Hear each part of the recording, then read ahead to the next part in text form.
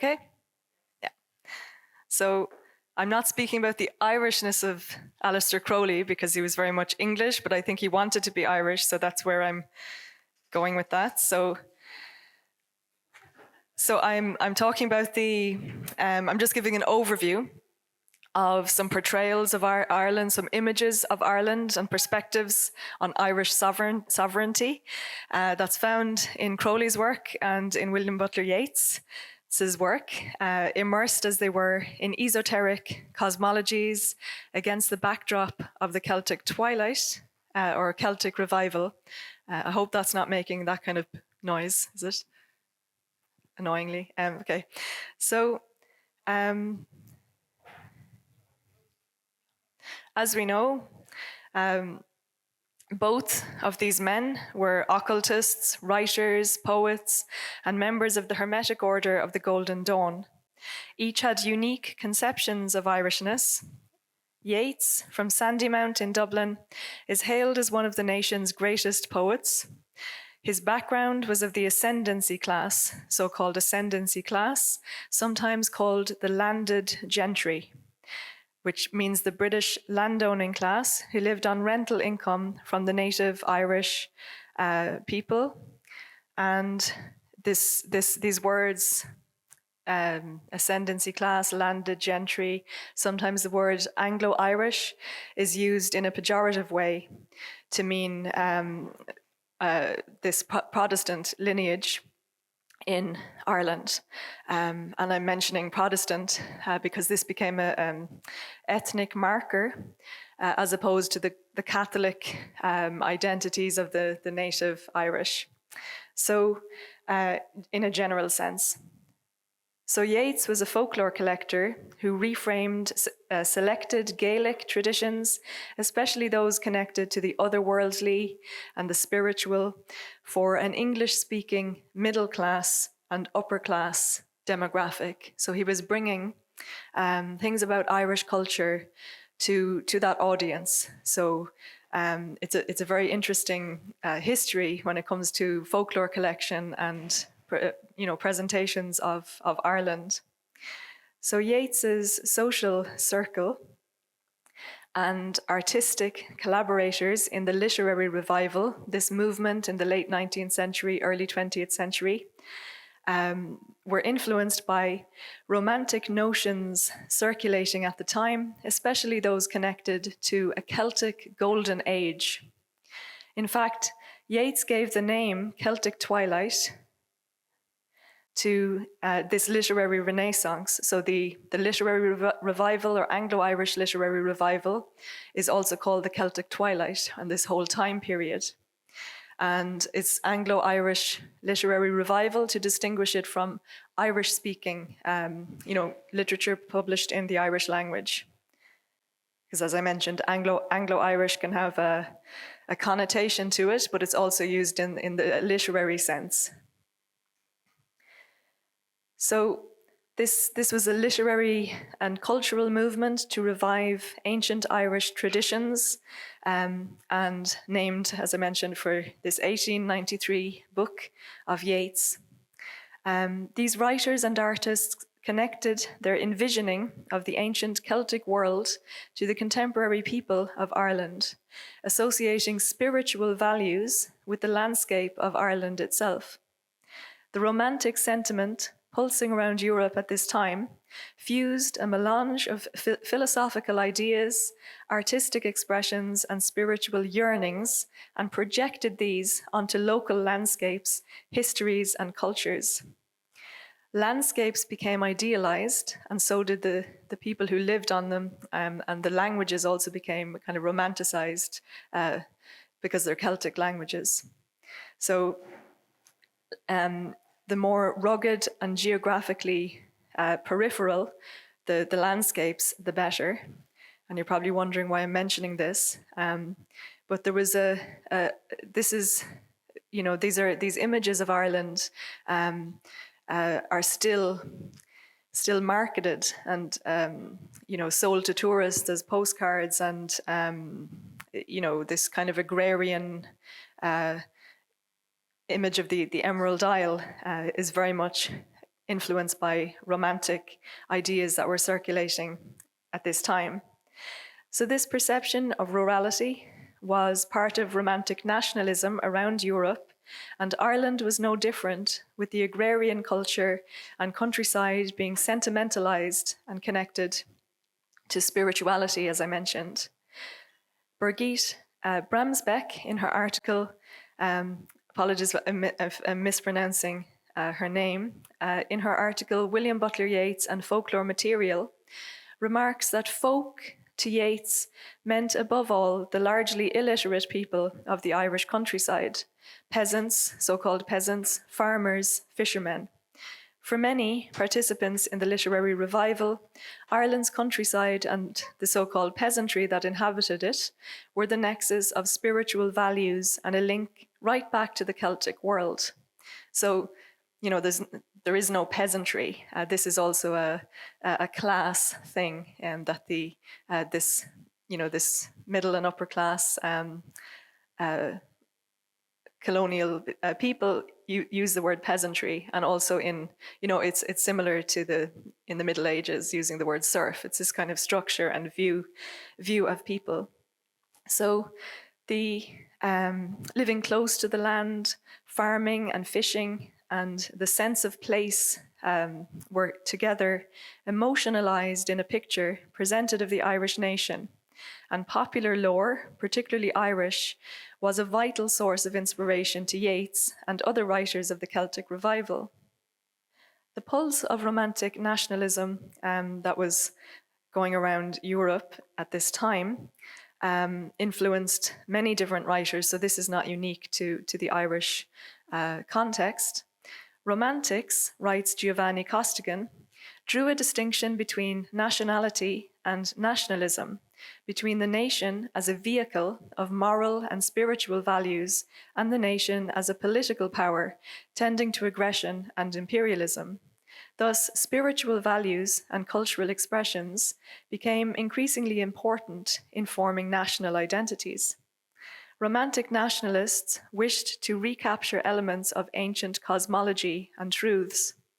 Costigan goes on in his article, Romantic Nationalism, Ireland and Europe, to remark on romantic nationalism and the yearning for the sense of depth in history, involving a passionate quest for the origin of national roots in a remote past and an idealization of folk culture.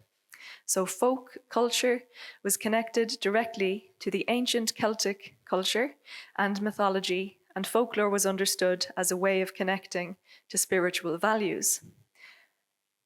So this class that Yeats was part of, the Anglo-Irish class, favoured cultural ties and romantic nationalism, as this brand of nationalism sidestepped confrontation of their British ancestry and Ireland's desecration under British imperial rule.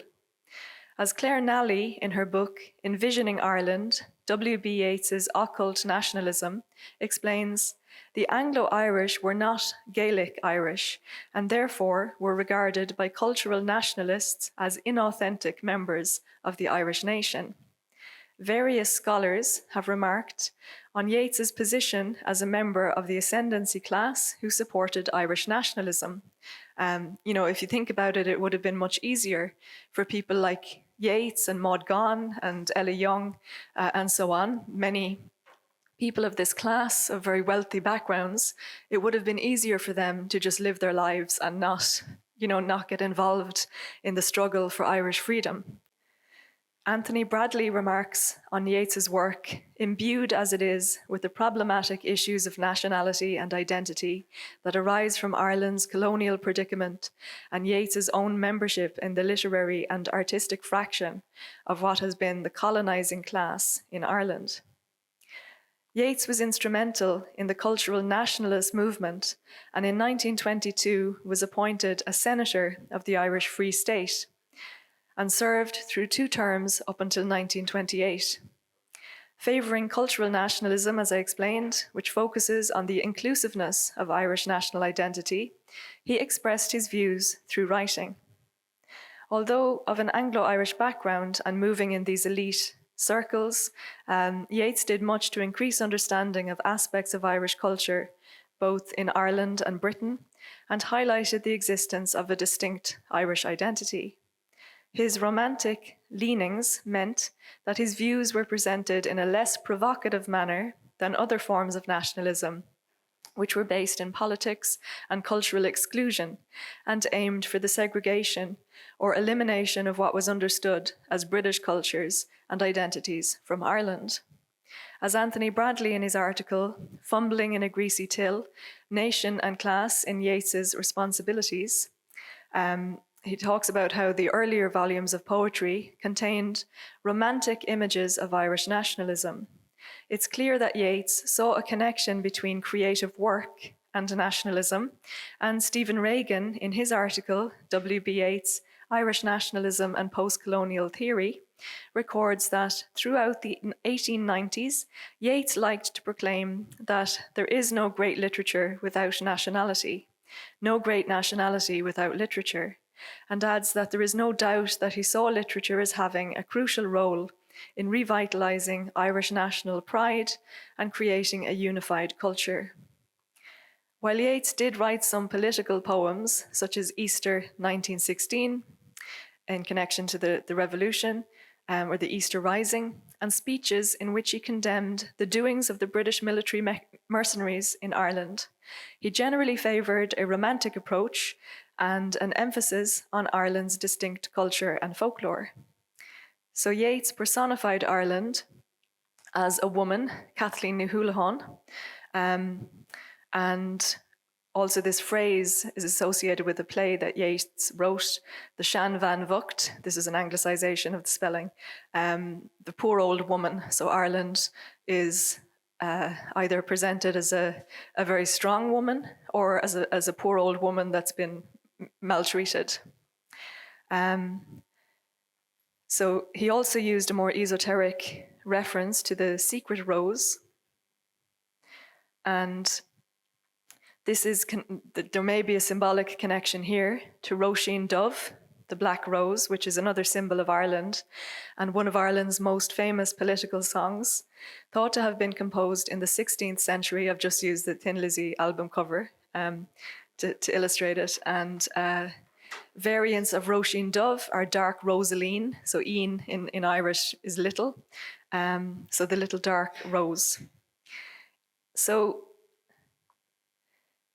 looking at his contemporary, Crowley, so in 1898, when Crowley was introduced to the Hermetic Order of the Golden Dawn, he was starting to reject the middle-class values of his own background. As Henrik Bogdan and Martin P. Starr explain in their book, Aleister Crowley and Western Esotericism, he was contemptuous of the bourgeois mundanity of many of his fellow initiates, impatient with the slow, pedantic methods of the order, and eager to access the secrets of the cherished Second Order. His advancement, however, was blocked by senior officers, W.B. Yeats foremost among them, who were scandalized by Crowley's wild, unpredictable behavior and questionable morals. Crowley subsequently became involved in a bitter power struggle within the Golden Dawn, abandoned it in 1900, went on to study with other teachers, and finally established his own Order of the Silver Star. Crowley was evidently aggrieved by his magical progression within the Golden Dawn being blocked, and we're left with the story that Yeats allegedly kicked Crowley down the stairs of the Golden Dawn temple building. In his letters, Yeats constantly referred to Crowley as an unspeakable person. According to Phil Baker, in his recently published book, City of the Beast, The London of Aleister Crowley, I quote, Crowley's grudge went back to the night in the spring of 1899 when he had called on Yeats at his lodgings at 5 Woburn Walk, then known as 18 Woburn Buildings, with his play Jephthah, I'm maybe mispronouncing that, expecting praise and recognition. Yeats was polite, but clearly not very interested, and Crowley saw this as concealing a black, bilious rage of jealousy at his own superior genius. He went on to caricature Yeats, who he called a lank, dishevelled demonologist, as Gates in Moonchild. We can wonder whether Crowley was jealous or envious of Yeats as wielding such power in the Golden Dawn, and of being a successful poet and recognized as such by his peers. There is a hint of this in Richard Kaczynski's Perdurabo, The Life of Aleister Crowley, when he says, "Gone was Edward Aleister Crowley, for as a free man he had no desire to go by his given name. Gone too was the boy's name, Alec. So how should the chess, poetry, and mountaineering wunderkind be appropriately addressed? A cursory examination of his surname led him to conclude that Crowley derived from the common Irish O'Crowley or O'Crewley. With poets W.B. Yeats and George Moore, Kaczynski says, making Ireland and all things Irish fashionable at that time, Aleister Crowley naturally wished to participate in the Celtic revival. He therefore tried the Gaelic form of Alexander, which is Aleister.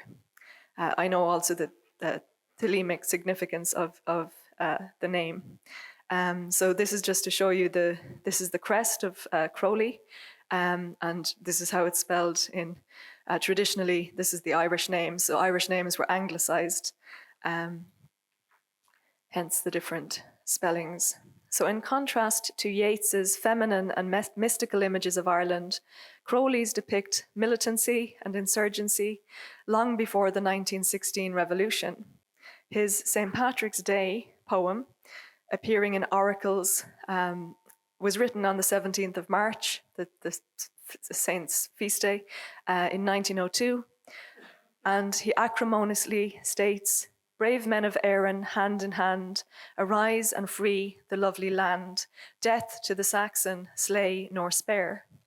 And which contains the image of shamrocks springing up from the carcasses of dead Saxons on Irish soil.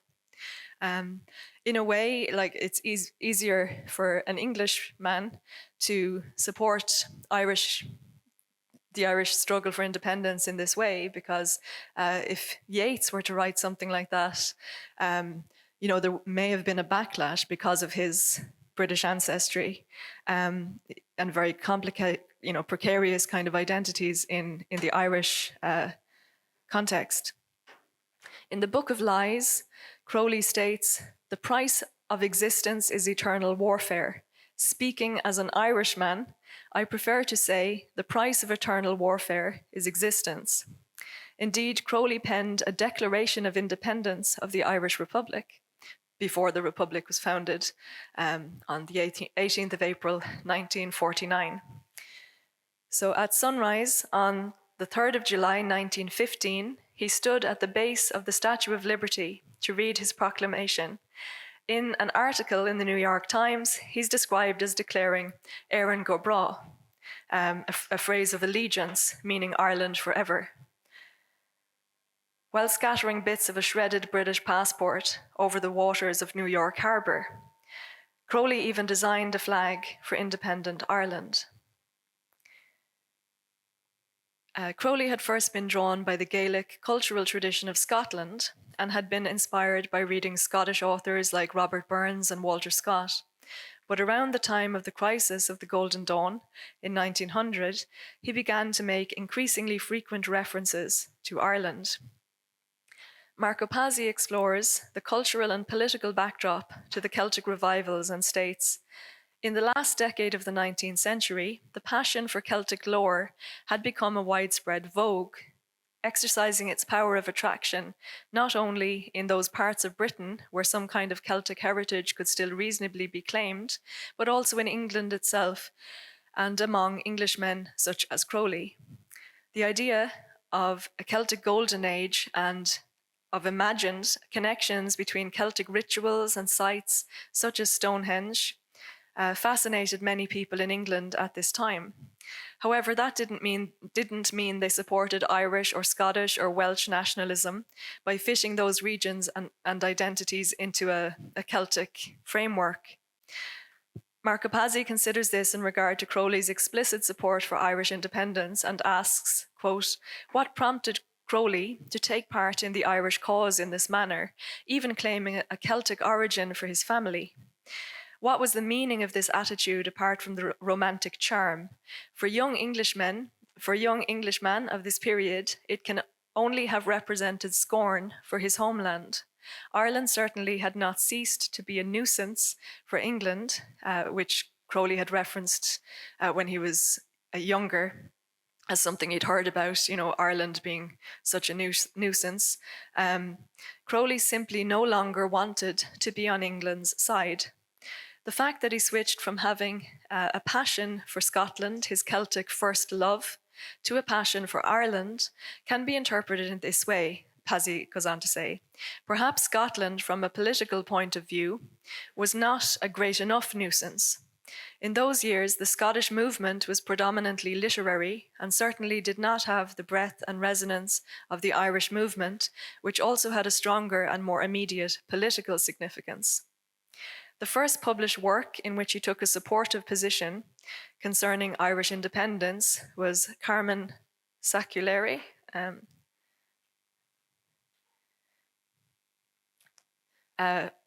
My Latin pronunciation might be wrong, but it's Latin. Literally translated as secular hymn, but it's usually translated as Song of the Ages, which Crowley likely wrote in the summer of 1900 while on a ship bound for New York. In this, there's a poem, he actually presents himself as being Irish, again. As Marco Pazzi notes, reading this poem without knowing who wrote it, one would undoubtedly think its author was an Irishman actively involved in the nationalist cause. In a part of the work entitled In the Hour Before Revolt, he makes prophetic reference to the Easter Rising, which would happen 16 years later. As part of it, I quote, "No stone of London soon shall stand upon another, no son of her throughout the land shall know his brother.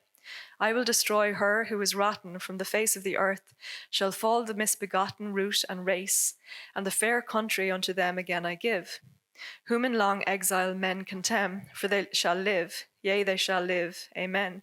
So he's pitting the Saxon English, the current political England against the Celtic backdrop and saying that the Celtic culture will rise again. We can see similar themes informing Crowley here, as had inspired Yeats and the circle of the literary revival, that of Celt dichotomized against the Saxon. The figure of the Celt as a literary and artistic trope is romantic and wild, poetic, spiritual, and close to nature, while the Anglo-Saxon is serious, rigid, ordered, and somehow soulless. It can be difficult to decipher Crowley's sincerity with the declaration or poetic sentiments or self-identifications of Irishness, given the claims that he was a double agent or an agent for British intelligence and involved in espionage activities during the Irish War of Independence, 1919 to 1921. Nonetheless, his activities and assertions regarding Irish freedom are interesting, especially his claims to be Irish. Crowley was a complex man with varied interests and influences who may have been approaching the Celtic world as holding mystical secrets akin to the approach of Yeats and other writers and artists. I'll sum this up with another quote from Marco Pazzi, who says, "Crowley's psychology was extremely complex and multi-layered, and the idea of a Crowley permanently and consistently inspired by candid patriotism is simply untenable. There was indeed one part of his personality that would easily respond to the call of patriotism and even of nationalism, but that was very far from being the whole story about him." So, thank you.